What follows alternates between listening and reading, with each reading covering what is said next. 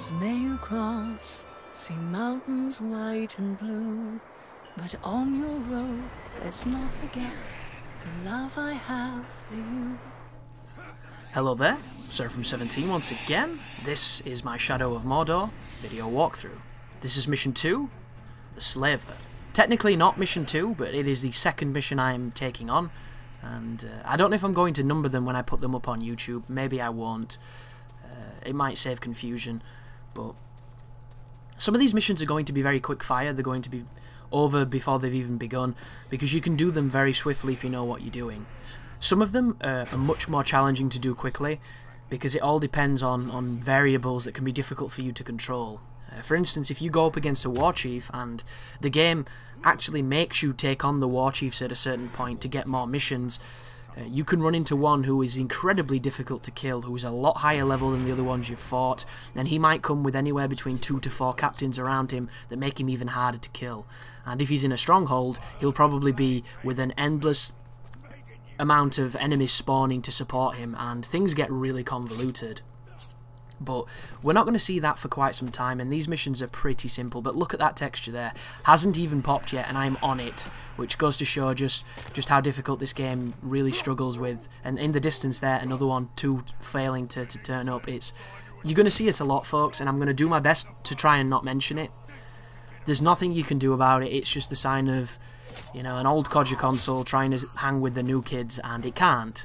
So, but at least we're able to play it. At least they gave it to the people who don't have the next gen, which I think is really nice of them, even though it kind of kills the game. But there you go. That what you just saw is a path to go through here to get all 4 of the archers and get the bonus objective. I was going to try and get all the bonus objectives, but after a while they didn't really seem to do much, so I kind of left that because it's just one of those things.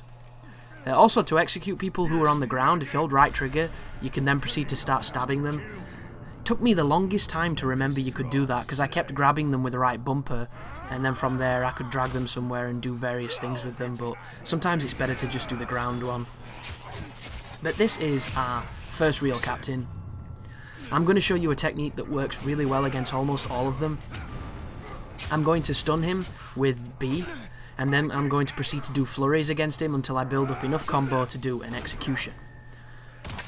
The first thing is you want to be buying with your points, your ability points. You want to be getting that execution as soon as you can. You also want to be getting the ability to do assassinations from the air, and you want to get the ability to use the swiftness across land. And the way this game works with your HP is your HP does regenerate. You can also get runes to make your HP come back. You can also run away and pick up the natural fauna, and that will enable you to get some life back as well, which is quite awesome. And I'm showing you an example here of a situation that went really well at first and then went bad. And why did it go bad, you might wonder? He has a green emblem, and all I need to do now is interrogate him, and we've done the mission. But you're not invulnerable while you're interrogating until you press A after the capture, and then it goes to the close-up.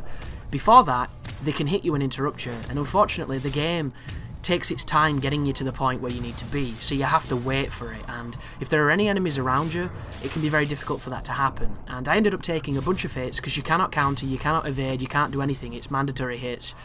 I was hoping to beat the game into the animation, and it didn't really work, so instead I decided to try and kill them all. And it's not difficult to kill on this game if you're competent with the Batman system, but the holes in this game's version of it are glaring. You cannot aim at executions like you can on Batman, so a lot of the times Talion will do executions to anybody, and often the person you didn't want him to do it to. The aim assist on a lot of the attacks can sometimes betray you. You'll end up doing jumps over people you didn't want to, or you'll end up trying to avoid to the left and you'll end up running and jumping over somebody. There are a handful of small gripes with how the combat works, because Monolith do not have the same grasp on it as Rocksteady do, because Rocksteady invented it. But that being said, it's still very fun, it can be really satisfying, and when you get the abilities later on to utilise both your bow and your teleporting and all your crazy special moves, it's going to be a whole lot more enjoyable than it is at this moment. But that's the end of that mission, guys. Thank you very much for watching. You take care now.